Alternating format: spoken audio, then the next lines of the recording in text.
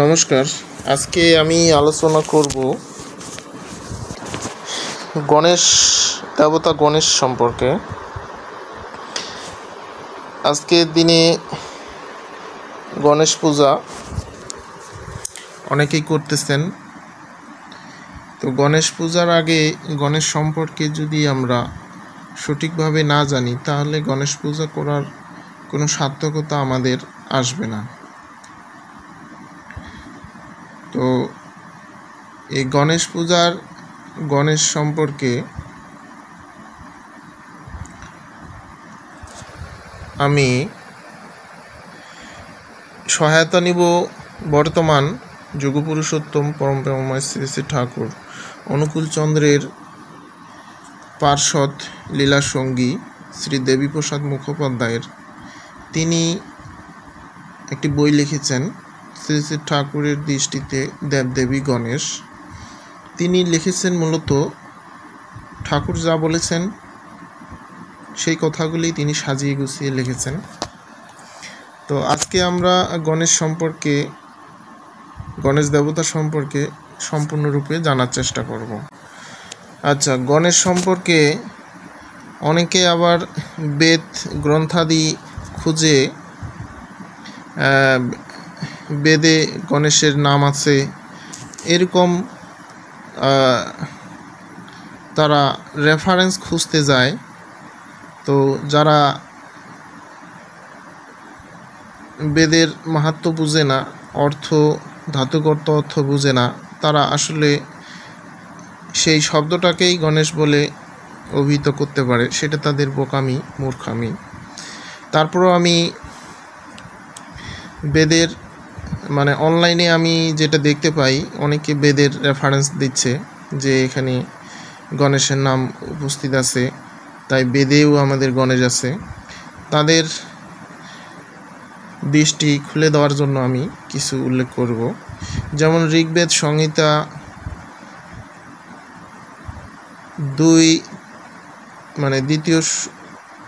দ্বিতীয় মণ্ডল 23 সূক্ত 1 নম্বর মন্ত্র, গণনাং তাং গণপতিং হবামহে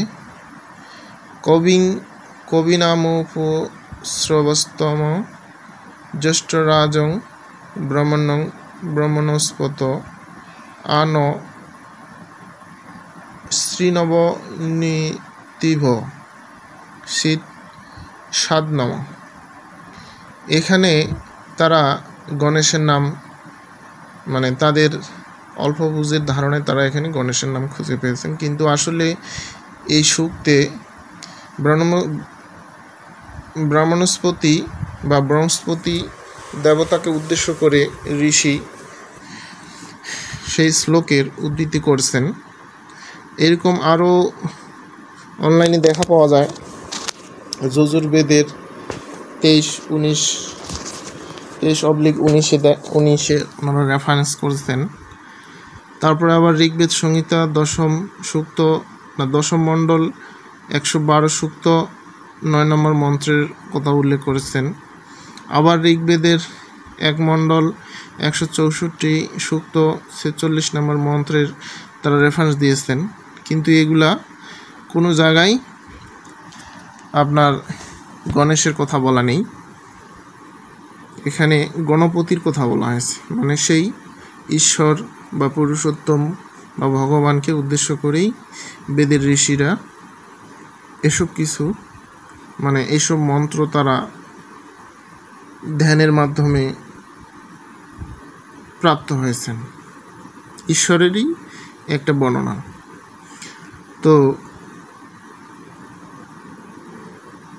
ইংরেজি লেখক তুলসীরাম দাসের বেদের থেকে আমি ইংরেজি লেখাটা আমি ট্রান্সলেট করে যেটা বাংলা পেয়েছি, তার বাংলাটা হলো, আমরা আপনাকে সকল শ্রেণী, এটা ওই স্লোগান, ওই মন্ত্র আর কি, ঋগ্বেদ সংহিতা 2 মণ্ডল 23 সূক্ত 1 মন্ত্র, এটার বাংলাটা পড়তেছি আর কি, তুলসীরাম দাসের ইংরেজির সরলার্থের বাংলা ট্রান্সলেট করে।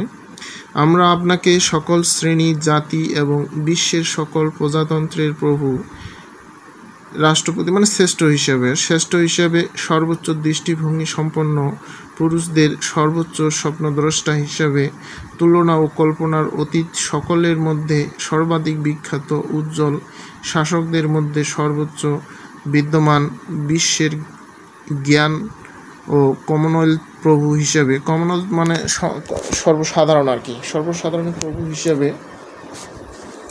ব্রাহ্মণস্পতিকে আমন্ত্রণ এবং সম্মান জানাচ্ছি। আমাদের প্রার্থনা শুনুন, বিশ্বের শান্তি ও সমৃদ্ধির সুরক্ষা, সংরক্ষণ এবং প্রচারের সমস্ত ক্ষমতা নিয়ে আসুন এবং জাতির কক্ষে রাষ্ট্রপতির বলতে মানে শ্রেষ্ঠের আসনে আসীন হন।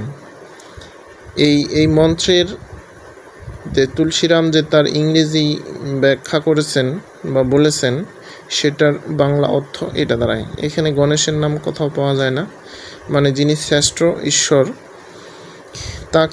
তাকেই উদ্দেশ্য করে এখানে এইভাবে বলা হচ্ছে যে আপনি আসুন, আমরা প্রার্থনা করি বিশ্বের শান্তি সমৃদ্ধি সংরক্ষণের ক্ষমতা নিয়ে আসুন, আমরা যেন এটার মানে উপলব্ধি করতে পারি, আমরা এটা সুফল ভোগ করতে পারি, এভাবে এটা বলা হয়েছে। তাই যে মন্ত্রগুলো রেফারেন্স দিলাম এখানে কোথাও গণেশের কথা উল্লেখ নেই, এখানে সেই শ্রেষ্ঠের উদ্দেশ্যেই প্রার্থনা করার জন্যই বলা হয়েছে।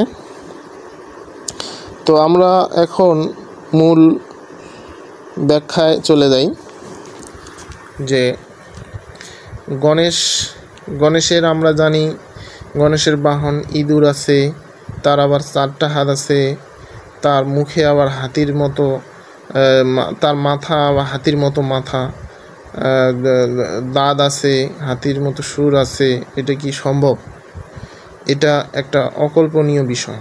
এই বিষয়ে পুরাণে অনেক কিছু বলা আছে। তো আমরা গণেশের বর্ণনা যাওয়ার আগে আমি একটু সাধারণভাবে একটু আপনাদের উপলব্ধি করার চেষ্টা করি। আমার সহজ জ্ঞানে আমি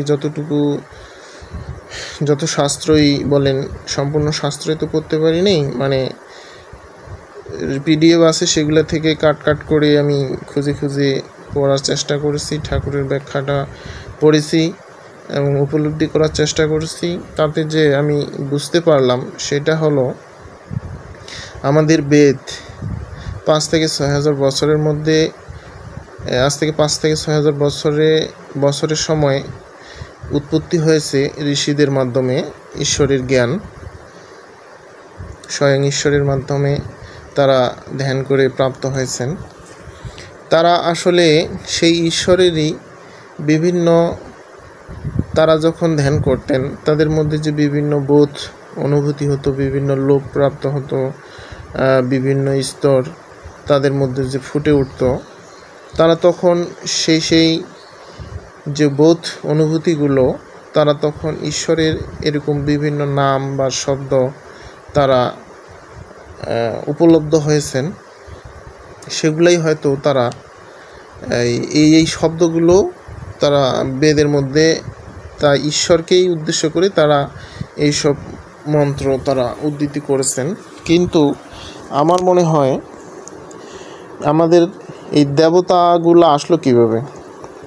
দেবতা শব্দের অর্থ হইল দীপ্তিমান সত্তা, মানে ঈশ্বর তো একটা দীপ্তিমান সত্তা, তারই যে বিভিন্ন নামের যে দীপ্তি মানে জ্যোতি, তারা তো ধ্যানের সময় বিভিন্ন জ্যোতি অনুভব হয়। এই জ্যোতিগুলোই তারা মানে দীপ্তি শব্দ তখন ব্যবহার করে নেই, তখন তারা এই দীপ্তি শব্দটাকে দেবতা শব্দ হিসেবেই মানে জ্যোতি শব্দ ব্যবহার না করে দেবতা শব্দের অর্থ বর্তমান আমাদের ভাষায় দীপ্তি পাওয়া বা জ্যোতি একটা আর কি দেবতা শব্দের অর্থ। তাহলে বেদে যদি এভাবে থাকতো, দেবতা না থাকে, যে জ্যোতি বা দীপ্তি, তাহলে আমরা সেটাই মনে করতাম যে দীপ্তি বা জ্যোতি এখন বলতাম, দেবতা না বলে। তো সেই দেবতা শব্দটাই তারা ব্যবহার করেছেন। তো সেটাকে আমরা এখন যেটা বুঝি যে দেবতা শব্দের অর্থ ঈশ্বরের যে নাম তারা ধ্যান করে যেটা অনুভব করেছেন, সেটাকে তারা সেই জ্যোতি বা দীপ্ত যে ভাব ঈশ্বরের, সেটাকেই তারা দেবতা বলে উল্লেখ করেছেন। তো এভাবেই তারা বেদে এই মন্ত্রগুলা উচ্চারিত করেছেন লিখে রেখেছেন, সেগুলোই আমরা আজকে বেদ হিসেবে পেয়েছি, আমাদের পূর্বপুরুষের অভিজ্ঞতার ফসল। তো আবার শাস্ত্রে এরকমও আছে যে যারা মূর্তি পূজারী আর কি, এখন গণেশ, শিব, কালী, দুর্গা এগুলো তো মূর্তি, এগুলা মানে মূর্তি পূজাকে অধম বলা হয়েছে শাস্ত্রে। তাহলে দেখেন আবার পুরুষোত্তম অনুসরণকেই শ্রেষ্ঠ বলা হয়েছে।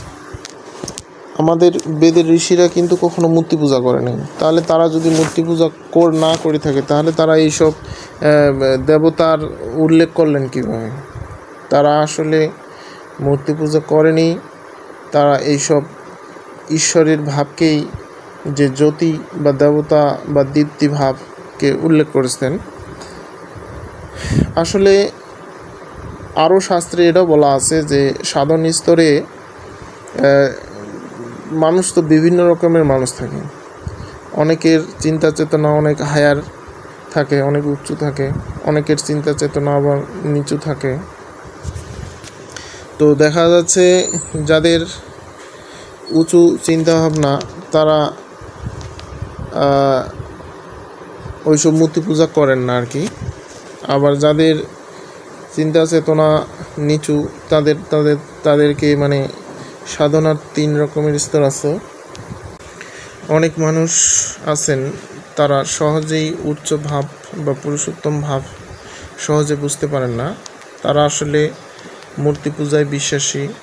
মানে সাধনার স্তর এরকম 2 রকমের স্তর আছে, যেটা হলো লোয়ার স্তর এবং হায়ার স্তর। তো যারা সাধনার মাধ্যমে দেখা যাচ্ছে আমাদের পূর্বপুরুষরাই হয়তো এরকম এইসব দেবতার মূর্তি ভাব এগুলো তৈরি করেছেন, কারণ সবার জন্য সব কিছু নয় আর কি, প্রযোজ্য নয়। যারা সাধনার ক্ষেত্রে মূর্তিতে বিশ্বাসী, মূর্তির মাধ্যমেই তারা ভগবানকে পেতে চান, তাদের জন্য এরকম এই শব্দগুলো ব্যবহার করে তাদের জন্য একটা দেবভাব, একটা মূর্তি তৈরি করে দেওয়া হয়েছে। এটা আমার উপলব্ধির কথা বলতেছি এগুলা। যেমন যে এই যে মূর্তি পূজার মাধ্যমেই হয়তো আমাদের পূর্বপুরুষেরাই এরকম একটা ব্যবস্থা করে গেছেন যে মূর্তি পূজার মাধ্যমে আস্তে আস্তে তাদের ভাব যখন বিকশিত হবে, তখন তারা এই মূর্তি পূজাকে বাদ দিয়ে পুরুষোত্তম পূজায় বা পুরুষোত্তমের বা ঈশ্বরের নাম ধ্যানে তারা উন্নীত হবে। এটা অবশ্য শাস্ত্রে এরকম বলা আছে, এগুলো আপনারা খুঁজে দেখলেই পাবেন। তো মূলত যেমন রামকৃষ্ণদেব পরমহংসদেব ভগবান, তিনিও কিন্তু কালী মূর্তি পূজা করছেন। তাহলে তার এক সময় এমনও ভাব এসেছে তার কাছে মূর্তি টুর্তি এগুলা কোনো কিছুই নয়, তার কাছে মায়ে সব, কালীমা ভাব যেটা আর কি। এরকম দেখা যাচ্ছে যে আমাদের সাধন স্তরে এরকম 2টি স্তর রয়েছে, যেটা হলো যে মানুষ প্রথম স্তরে দেখা যাচ্ছে যে যারা কম বুঝে, কম জ্ঞানী, তাদের জন্য মূর্তি পূজা প্রাথমিক লেভেল। যখন তারা আস্তে আস্তে ঈশ্বরের ভাব বিকশিত, সব কিছু শাস্ত্র পড়ে বুঝতে পারবে, জ্ঞান ও উপলব্ধি হবে, তখন তারা আস্তে আস্তে এটা কনভার্ট হতে থাকবে পুরুষোত্তমের বা ঈশ্বরের দিকে আর কি। এগুলোও দেখা যাচ্ছে যে ঈশ্বরের একটা গুণের হিসেবেই বর্ণনা করে এইসব সিস্টেম তৈরি করা হয়েছে। তাছাড়া দেখা যাচ্ছে এইসব মূর্তি পূজা কিন্তু আমরা পৃথিবীর অন্যান্য জাতির মধ্যেও দেখেছি। যেমন ইসলামের মধ্যে তাদের কাবা ঘরে 360টা মূর্তি ছিল, আর আমাদের মাত্র 12 মাসে 13টা পূজা হয়। দেখা যাচ্ছে হাতে গোনা কয়েকটা দেবতার মূর্তি আমরা পাই, যেমন দুর্গা, কালী, লক্ষ্মী, সরস্বতী, গণেশ, কার্তিক, তারপরে আপনার এই সব আর কি, আর কয়েকটা মনসা, তারপরে এই 2-1টা আর কি।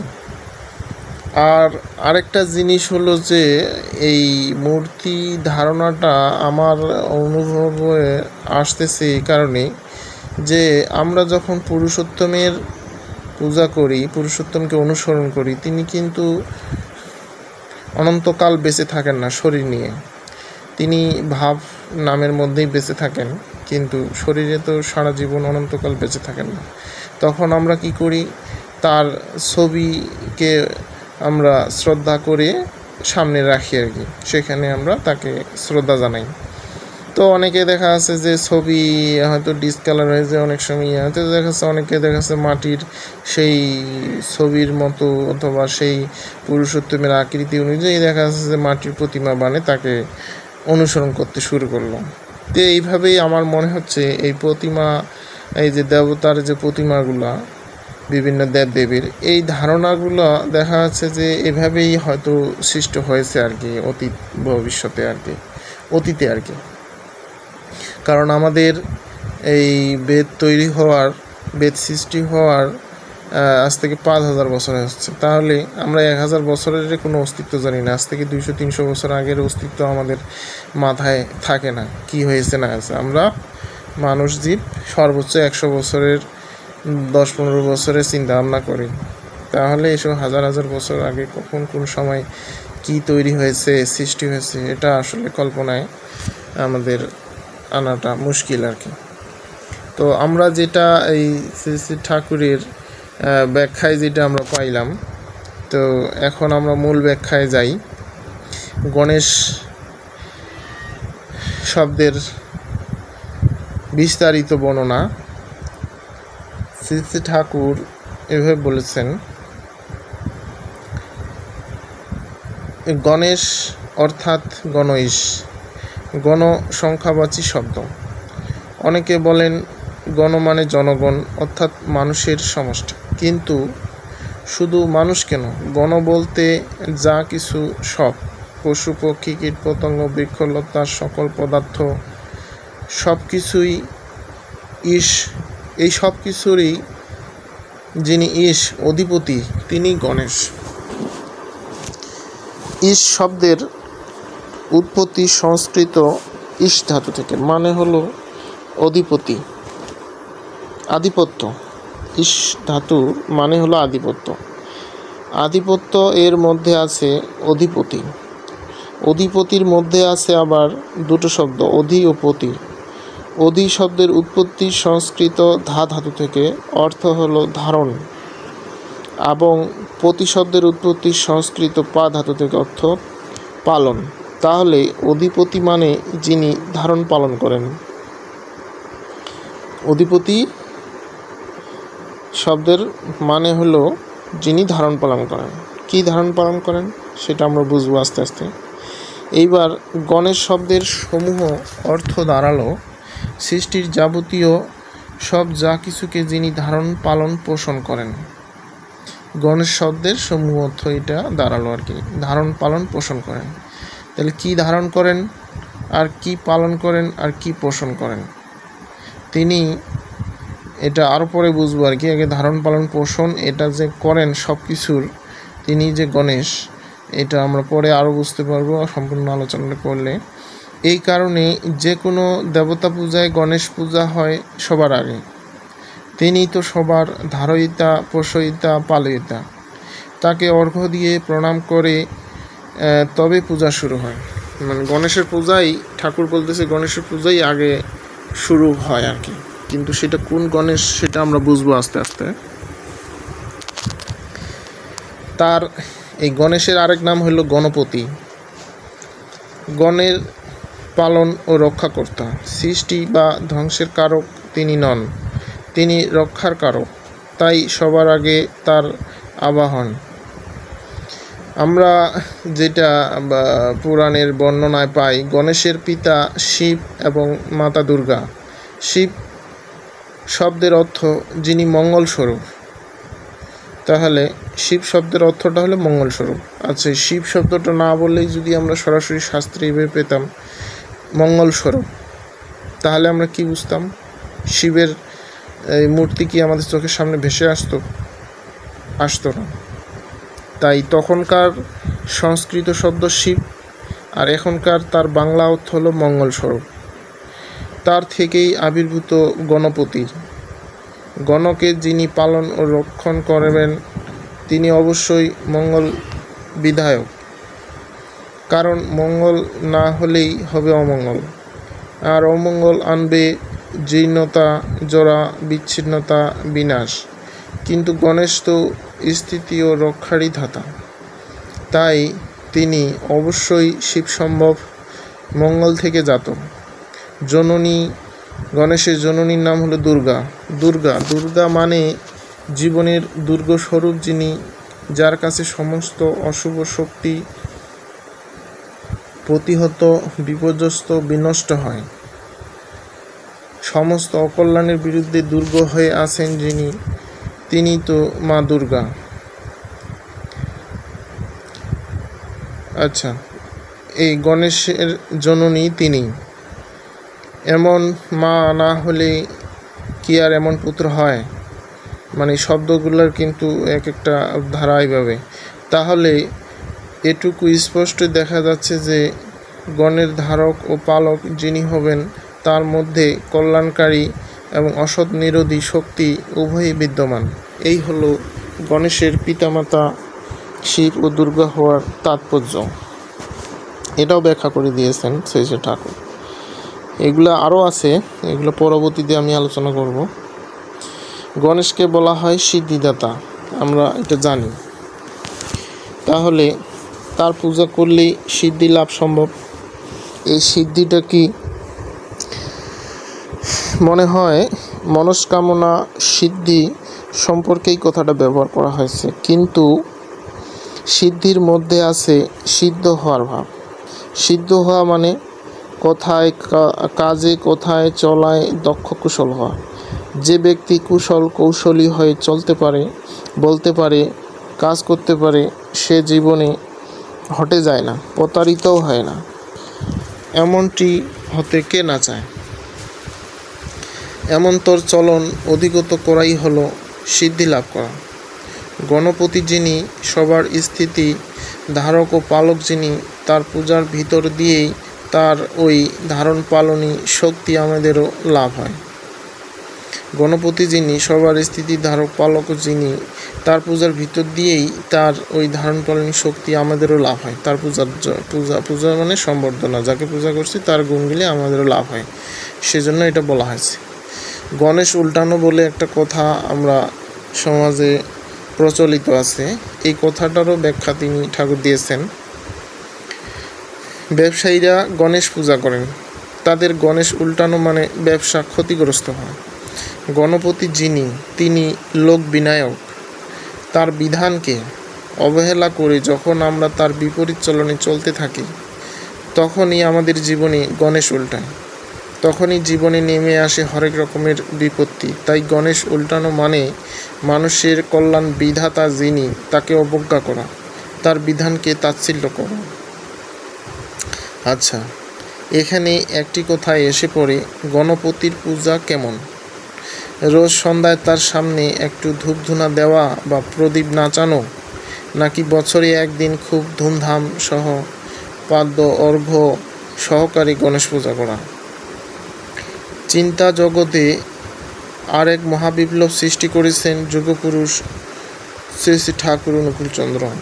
আমরা অনেক কথা বলি, অনেক শব্দ ব্যবহার করি, কিন্তু সেগুলির প্রকৃত তাৎপর্য অবগত নই। শব্দের সাধারণভাবে চলতি যে অর্থ, তাই আমরা জানি এবং ব্যবহার করি, কিন্তু পরম দয়াল শ্রী শ্রী ঠাকুর বলেছেন, শব্দের ঠিক অর্থটি পেতে গেলে আমাদের ধাতুগত অর্থের উপর দাঁড়াতে হবে। সেই জন্য যে কোনো শব্দ সম্পর্কে কথা উঠলেই শ্রী শ্রী ঠাকুর তার ধাতুগত অর্থ দেখতে বলতেন। ধাতুগত অর্থকে আশ্রয় করেই তিনি বের করে দিয়েছেন শব্দের প্রকৃত অর্থটিকে। পূর্বেই গণেশ সম্পর্কে ধাতুগত অর্থ যে আলোচনা আমরা করেছি, তাও তারই প্রসাদে প্রাপ্ত আর কি, ঠাকুরের কৃপায় প্রাপ্ত। এরকম ব্যাখ্যা হয়তো আপনারা আর কোথাও শুনে থাকবেন না, একমাত্র সৎসঙ্গীদের সৎসঙ্গ জগতে শ্রী শ্রী ঠাকুরের কাছে। পূজা বলতে তাই শ্রী শ্রী ঠাকুর অনুকূলচন্দ্র কেবলমাত্র ধূপধুনা ফুল চন্দন সহযোগে সাময়িক একটা অনুষ্ঠান বোঝেন না। পূজা শব্দস্থিত পুজ ধাতুর মানে আছে সম্বর্ধনা। এই কথা যেদিন ঠাকুর শুনলেন, উৎসাহ ভরে বলে উঠলেন, এটাই ঠিক। যাকে পূজা করছি তার গুণাবলী নিজের জীবনে ও চরিত্রে মূর্ত করে তোলা চাই। তিনি যেমন চান সেইভাবে চলে তাকে অন্তরে বাড়িয়ে চলাতেই হয় পূজার সার্থকতা। এ না করে হাজার নৈবেদ্য সাজাই আর আলোর ঝকমকানি করি, তাতে পূজা হবে না। গণেশ পূজা মানেও হলো গণপতির চলন চরিত্র, তার ধারণ পালন সম্বেগ নিত্য অনুশীলনের মধ্য দিয়ে নিজের জীবনে মূর্ত করে তোলা। যে চলনে গণঈশ হয়ে উঠেছেন, আমাকেও সেই চলনে চলতে হবে। তাহলে সেটা শুধু দিনের মধ্যে 2-4 মিনিট বা বছরে একদিন হৈ হৈ করে পূজা সারার ব্যাপার নয়। এই অনুশীলনের জন্য প্রতিক্ষণে প্রয়োজন একানুরক্তি, তীব্রতা ও ক্রমাগতি। এই তিনের সমন্বয়ে চলনই মানুষকে পৌঁছে দিতে পারে সিদ্ধির সিংহদ্বারে। শ্রী শ্রী ঠাকুরের কাছে জিজ্ঞাসা করা হয়েছিল, গণেশের গজমুণ্ড কেন? আমরা প্রথমে যেটা বলেছি যে গণেশের মাথায় মানুষের মাথা না থেকে হাতির মাথা কেন, সেটাকে গজমুণ্ড শব্দ বলা হয়েছে। এই গজমুণ্ড শব্দটা সংস্কৃত শব্দ। মুন্ডের এরকম বিকৃত তো আর কোনো দেবতার দেখা যায় না। কথিত আছে, আমরা যেটা আলোচনায় শুনেছি, যে শনির দৃষ্টিতে শিশু বয়সে গণেশের মস্তক বিচ্ছিন্ন হওয়ায় সেখানে তাড়াতাড়ি এক হাতির মাথা এনে জোড়া দেওয়া হয়। শুনে শ্রী শ্রী ঠাকুর বলেছিলেন, একটা মানুষের, বিশেষত একটা শিশুর ঘাড়ে একটা হাতির মাথা এনে বসানো সম্ভব কি না তোমরাই ভেবে দেখো, চিন্তা করে দেখো। সাধারণভাবে ভেবে দেখলেই তো বোঝা যায় এটা একেবারে অসম্ভব ব্যাপার। কিন্তু আমাদের পুরাণে কাব্যগ্রন্থে যে যারা লিখেছেন মনের মাধুরী মিশিয়ে, সেখানে দেখা আছে যে অনেক প্লাস হাজারি কি কথা বলে টলে একেবারে একাকার করে দিচ্ছে। এটা কিন্তু অবাস্তব ব্যাপার। অথচ গণেশের বন্দনা বা প্রণাম ইত্যাদি জায়গায় গজানন, গজেন্দ্র বদন প্রভৃতি শব্দের উল্লেখ আছে। তাহলে তার মানে কি? প্রশ্ন করা হলে শ্রী শ্রী ঠাকুর বললেন, শ্রেষ্ঠ অর্থে গজ শব্দ ব্যবহার করা হয়েছে। শ্রেষ্ঠ মস্তিষ্ক যার, তিনিই গজানন। আর যিনি সবাইকে ধরে রাখেন, পালন করেন, পরিচালনা করেন, তার মস্তিষ্ক তো নিশ্চয়ই শ্রেষ্ঠ। তাহলে পরমময় দয়াল শ্রী শ্রী ঠাকুরের এই উক্তির মধ্য দিয়ে আমরা গণেশের গজবদনের তাৎপর্য খুঁজে পেলাম। আর আমরা হয়তোবা যে সকল পূর্বপুরুষেরা আমাদের এইসব গণেশের মূর্তি তৈরি করেছেন, তারা গজেন্দ্র বদন, গজানন মনে করেই সেই গণেশের মাথা, হাতির মাথা বসাই দিয়ে তাকে গজবদন করে দিয়েছে, আর কি গজানন করে দিয়েছে। আমাদের পুরাণের অনেক কাহিনী রূপক ও রূপকথার মোড়কে আবৃত, কল্পনার শাখাপুষ্পে পল্লবিত। ওইসব রহস্য উন্মোচন করে যথার্থ ব্যাখ্যাটি বুঝতে না পারা পর্যন্ত আর্য কৃষ্টি ও সংস্কৃতির প্রকৃত রূপটি ধরা যাবে না। যুক্তিবাদী মনের কাছে এসব আজগুবি অবাস্তব কাহিনীগুলি বর্জনীয় বলে মনে হয়। কাল এগিয়ে চলেছে। 50 বছর আগে যা অসম্ভব ছিল, এখন তা অসম্ভব নেই। যে কোনো কথা, যে কোনো বিষয় বৈজ্ঞানিক তাৎপর্য সহকারে উপস্থাপিত করতে না পারলে বর্তমানে একটা শিশু মানুষও তা গ্রহণ করতে চায় না। শ্রী ঠাকুর অনুকূলচন্দ্র বিকশিত হয়েছেন 20 শতাব্দীতে। এই 20 শতাব্দীর ঠাকুর তিনি। তাই সব কথাই তিনি তুলে ধরেছেন যুক্তি সহকারে, যাতে প্রকৃত অনুসন্ধিৎসু মন সত্যের সন্ধান লাভ করতে পারে। ধর্মজগতে বা কৃষ্টির প্রতিষ্ঠার পথে যেখানে যা কিছু ধোঁয়াশার সৃষ্টি হয়েছে, যেখানে যা কিছু দুর্ভেদ্য, সব অপসারিত করে তিনি আজ আমাদের দৃষ্টিকে স্বচ্ছ করে দিয়েছেন। দেবদেবী সম্পর্কেও আমাদের যে কত বিকৃত ধারণা ও চিন্তার অস্পষ্টতা আছে, তার শেষ নাই। সেগুলিকেও আজ পরিষ্কার করে চোখের সামনে এনে দিয়েছেন যুগ পুরুষ পরম দয়াল শ্রী শ্রী ঠাকুর অনুকূলচন্দ্র। তার বিভিন্ন সময়ে কথিত গণেশ সম্পর্কে উক্তিগুলি নিয়ে আজ এখানে আমরা গণেশ দেবতার একটি সংক্ষিপ্ত পরিচয় পাওয়ার চেষ্টা করছি এবং করব। গণেশের গজমুণ্ডের তাৎপর্য তো আমরা বুঝতে পেলাম। তাহলে গণেশের চিত্রে বা প্রতিমায় দেখা যায় হাতি মুণ্ডের হাতি মাথায় দুপাশে দুটি দাঁত, যেমন হাতির দাঁত থাকে আর কি দুই পাশে। অথচ গণেশের প্রণাম মন্ত্রে আছে একদন্তং মহাকায়ং। এই জিনিস তাহলে একদন্ত কেন? দুই দন্তের উল্লেখ নাই কেন? এর তাৎপর্যই বাকি প্রশ্ন রাখা হলো পরম পুরুষ শ্রী শ্রী ঠাকুরের কাছে। তিনি বললেন, দেখো তো দন্ত মানে কি? ব্যাকরণে দেখতে বললো আর কি। ব্যাকরণ বলতে যেই সেই ব্যাকরণ না, অনেক পুরাতন প্রাচীন, যেমন পাণিনির, তারপরে উইলিয়ামসের, তারপরে আরও এরকম অনেক যারা আজ থেকে 2000 বছর আগে, 1000 বছর আগে, 1500 বছর আগের যারা ব্যাকরণবিদ, তাদের ব্যাকরণ খুঁজে দেখলেই আমরা এগুলো সঠিক অর্থ জানতে পারবো।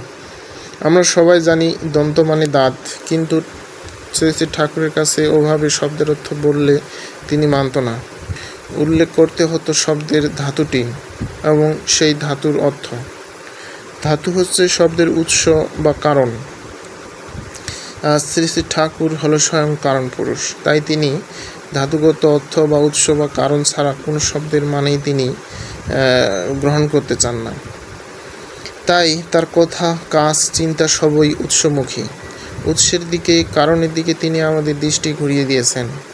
যাই হোক, অভিধান দেখে বলা হলো দন্ত এসেছে দম ধাতু থেকে, তার অর্থ হলো দমন, নিয়ন্ত্রণ করা। শুনেই শ্রী শ্রী ঠাকুর উৎফুল্ল হয়ে উঠে বসলেন, বললেন, ওই দেখো, তাহলে দন্ত মানে দমনকারী, এক দন্ত মানে একমাত্র দমনকারী এবং বা নিয়ন্ত্রণকারী। গণপতি যিনি, তিনি সুদক্ষ লোকপালক। সবার অস্তিত্বকে তিনি বৈশিষ্ট্য অনুপাতিক পালন পোষণ করেন। সত্তাবিরোধী চলনকে তিনি সুনিয়ন্ত্রিত করেন। অসৎ বা অকল্যাণ যা, তাকে তিনি দমিত সংযত করেন। এই হলো তার একদন্ত নামের সার্থকতা। অথচ আমরা আমাদের সাধারণ মানুষের মনে আমরা তো প্রশ্ন করতেই ভুলে গেছি। এই জন্যই আমরা আমাদের ধর্মের মধ্যে অনেক কুসংস্কার, বিকৃতি ঢুকে গেছে।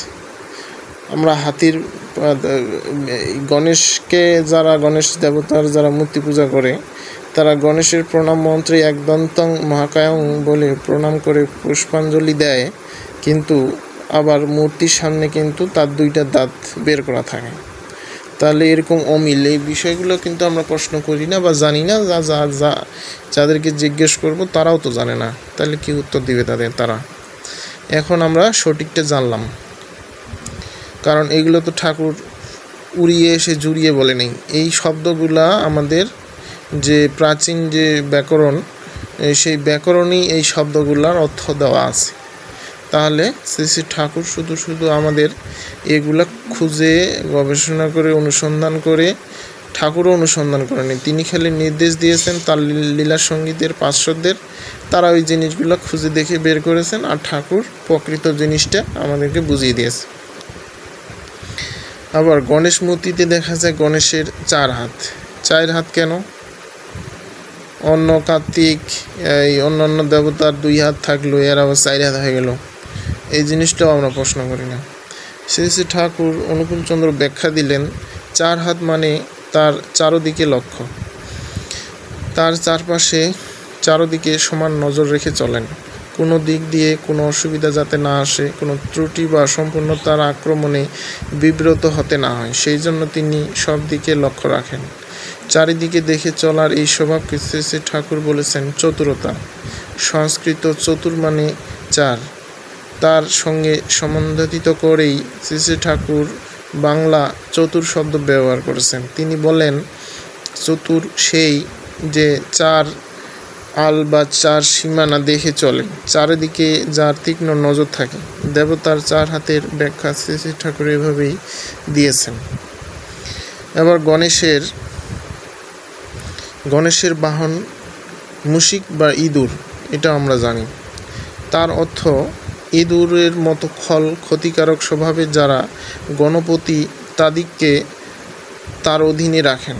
দুষ্ট প্রকৃতির মানুষ যারা, তাদের আমরা এড়িয়ে চলি। তারা অন্যায় করলে শাস্তি বিধান করি। তাদের কাছ থেকে কোনো উপকার পাওয়া যে সম্ভব তা আমরা বুঝতে পারি না। কিন্তু মুশিক বাহন, ইঁদুর বাহন করার ভিতর দিয়ে গণপতির চরিত্রের এই বিশেষ দিকটি প্রকটিত হয়ে উঠেছে যে তিনি কাউকে বাদ দেন না। প্রকৃত লোকনেতা যিনি, তিনি দুষ্টকেও বাদ দেন না। বরং তাকে তার ওই ব্যাধি থেকে মুক্ত করে লোকসেবায় তাকে নিযুক্ত করে তোলেন। গণ নিয়েই তার কারবার, গণের অধিপতি তিনি। তাই তিনি সব রকম লোককে বহন পোষণ ধারণ করেন। যার দ্বারা কোনো কাজ হবে না বলে আমরা মনে করি, তাকেও তিনি সৎ ও শুভ উদ্দেশ্যে ব্যবহার করেন। এর মধ্যেই একটি মনস্তত্ত্ব কাজ করেছে। শ্রী শ্রী ঠাকুর অনুকূলচন্দ্র বলেছেন, চোর, বদমাশ, গুন্ডা যেই হোক, নারীদের মধ্যে যদি কেউ বেশ্যা, দুষ্টা, কলঙ্কিনী থাকে, তাদের মনে বা তাদেরকে যদি উঁচু আদর্শে বা উঁচু ভাবে, উঁচু একটা আদর্শেই বলা যায়, আদর্শে বেঁধে দেওয়া যায়, তাহলে কোনোভাবে যদি তারা শ্রেয় অনুরাগ সম্পন্ন হয়ে উঠতে পারে, তাই তাদের বাঁচার পথ। শ্রেয় বা শ্রেষ্ঠের প্রতি ভালোবাসাই আনতে পারে তাদের জীবনের পরিবর্তন। তারা যদি শ্রেষ্ঠের সেবায় নিয়োজিত হয়, তার আদেশ পালনে তৎপর হয়, তখন তারাও সৎ ও পবিত্র জীবনের অধিকারী হয়ে উঠতে পারে। গীতায় ভগবান শ্রীকৃষ্ণ বলেছেন, অতি দুরাচারী ব্যক্তিও যদি অনন্যচিত্ত হয়ে আমার ভজনা করে, তাহলে সে ধীরে ধীরে সাধু হয়ে ওঠে। এই হলো গণেশের মুশিক বাহন করার তাৎপর্য। আমরা এটাও প্রচলিত জানি যে গণেশ মাতৃভক্ত। একবার মা দুর্গার গলায় একটি মুক্তোর মালা দেখে মায়ের দুই ছেলে কার্তিক আর গণেশ দুজনেই মালাটি পাওয়ার জন্য আবদার জানায়। মা কাকে দেবেন মালা? দুজনকে বললেন, যে আগে পৃথিবী প্রদক্ষিণ করে আসতে পারবে, আমি তাকে মালাটি দেব। মায়ের ইচ্ছা জেনে কার্তিক তখনই তার ময়ূরের পিঠে চড়ে বিশ্ব প্রদক্ষিণে বেরোলেন। গণেশ মায়ের সামনেই বসেছিলেন। তিনি উঠে মায়ের চারপাশে একবার ঘুরে এসে চুপ করে বসে রইলেন। তার কাছে মায়েই সব, মায়েই পৃথিবী। কিছুক্ষণ পর কার্তিক এসে গণেশকে বসে থাকতে দেখে বললেন, মা, গণেশ যায়নি? মা বললেন, হ্যাঁ বাবা, গণেশ অনেকক্ষণ ঘুরে এসেছে। মুক্তোর মালাটি গণেশই পেলেন। গণপালকের এই মাতৃভক্তি সহজ ও স্বাভাবিক। তাহলে দেখেন, ভগবান রামকৃষ্ণদেব তিনি কালীমূর্তির সামনে মা মা করে চিৎকার করতেন। আসলে কি তিনি কালীমূর্তিকেই পূজা করেছেন, না তার আসল যে ভাব, যে প্রতিষ্ঠিত সেই মাকে তিনি পূজা করেছেন? সেটাও তার গ্রন্থে লেখা আছে যে একসময় তার সামনে কোনো মূর্তি রাখা হতো না, তার মাই সব। শ্রী শ্রী ঠাকুরের বেলায়ও তিনি এই একই কথা। শ্রী শ্রী ঠাকুরের বাস্তব গুরু হলেন তার মা, এবং তিনি মা ছাড়া কোনো কিছুই চিন্তা করতে পারতেন না, অস্তিত্বই তার কল্পনা করতে পারতেন না ঠাকুর। তাহলে দেখেন, প্রত্যেকটা মহাপুরুষের, যারা শ্রেষ্ঠ মহাপুরুষ, তারা কিন্তু মায়ের প্রতি সেই অগাধ ভালোবাসা, বিশ্বাস, সেই ভাব, মাকেই তারা সেই বিশ্বভাব হিসেবেই চিন্তা করতেন আর কি, প্রতিষ্ঠিত করতেন ভাব নিজের মধ্যে। তাই গণপতি মানুষের অস্তিত্বকে পোষণ দান করেন, কিন্তু কারো বৈশিষ্ট্যকে নষ্ট করেন না। গণপতি পূজা করলে মানুষ সহজাত সংস্কারগত বৈশিষ্ট্যে উচ্ছল হয়ে উঠবেই। কারণ গণপতি যিনি, তিনি জানেন মানুষের সত্তাগত বিশেষত্বের বিকাশ যদি না হয়, তবে সে মানুষ হয়ে পড়বে কিম্ভূতকিমাকার জড়ত্ব।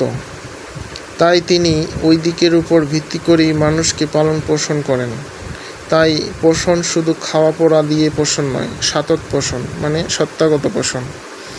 এতক্ষণে আমরা গণপতির সম্বন্ধে জানলাম, বুঝলাম গণেশ পূজার তাৎপর্য। এখন জানতে হবে এই গণপতি বা গণেশকে। তিনি কি ওই যে মূর্তি দেখা যায় তাই? না, তিনি মানুষ, নরদেহধারী। তিনি বৈশিষ্ট্যপালী অপরিমাণ সদ্গুরু আচার্য, যিনি জগৎ কল্যাণে যুগে যুগে আবির্ভূত হন। তিনি পরম পুরুষ, গণপাতার লোক উদ্ধাতা, অবতার পুরুষোত্তম। তার মধ্যেই গণপতিত্ব মূর্ত ও অভিব্যক্ত। আর তাকে ভালোবেসে অনুসরণ করে যারা, তাদের মধ্যেও গণপতি ভাবের কম বেশি বিকাশ দেখতে পাওয়া যায়। কারণ আমরা পুরুষোত্তমকে অনুসরণ করি বা ভগবানকে অনুসরণ করি, তার মানে হলো তার ভাবটাও কিন্তু আমরা কিছুটা হলেও উপলব্ধি করি, কারণ পূজা শব্দের মধ্যেই সেই অর্থটা নিহিত আছে যে পূজা মানে সম্বর্ধনা। যাকে পূজা করব তার ভাবটাই আমি অর্জন করে নেব আমার চলন চরিত্রে, কথাবার্তায়, চিন্তা ভাবনায়, সব কিছুতে। তাহলেই আমি আমার পূজা করার সার্থক হলো।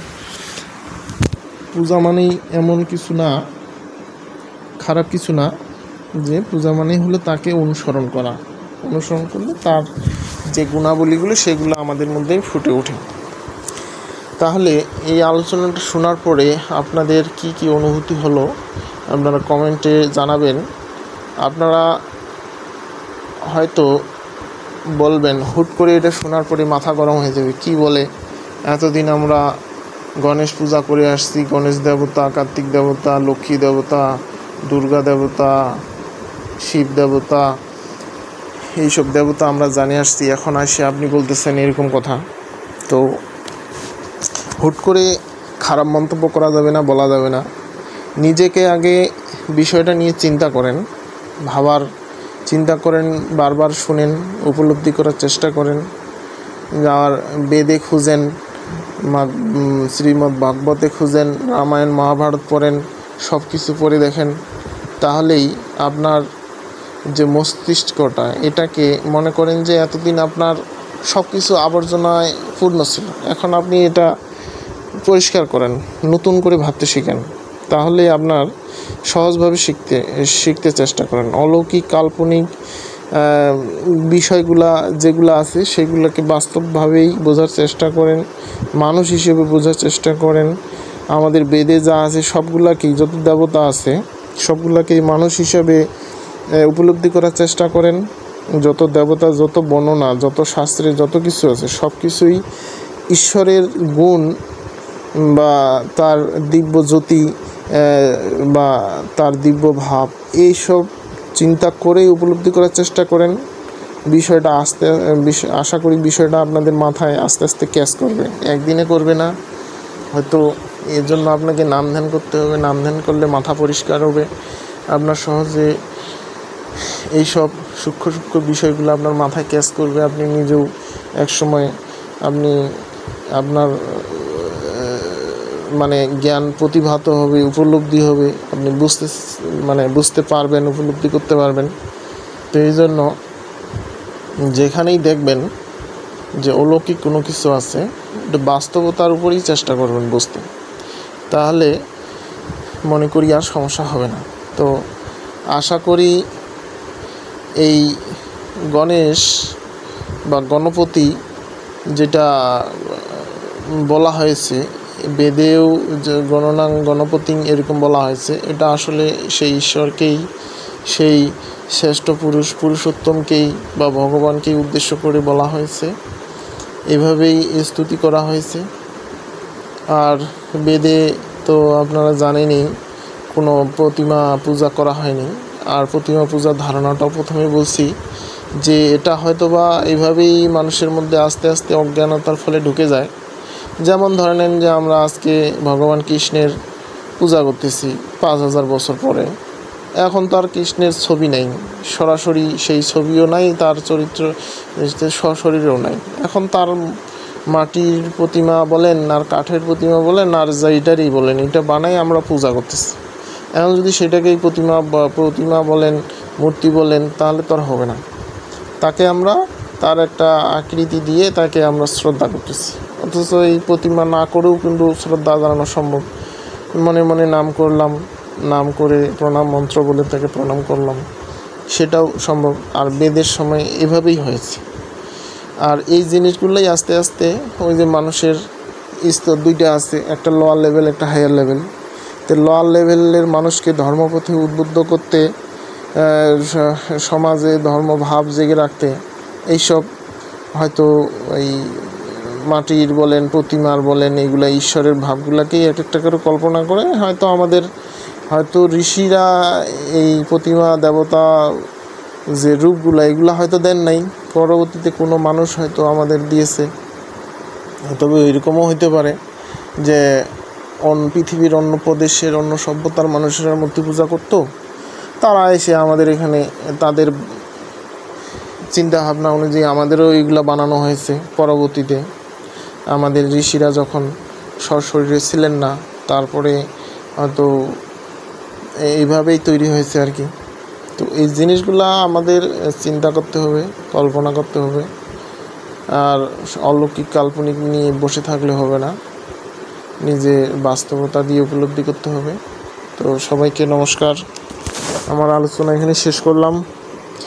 ভুল ত্রুটি হইলে আবার নতুন ভিডিও আনবো, তখন আপনারা কমেন্ট করে জানাবেন, তাহলে আলোচনা করতে সুবিধা হবে। কোনো জিনিস না বুঝে থাকলে বলবেন। সবাইকে নমস্কার।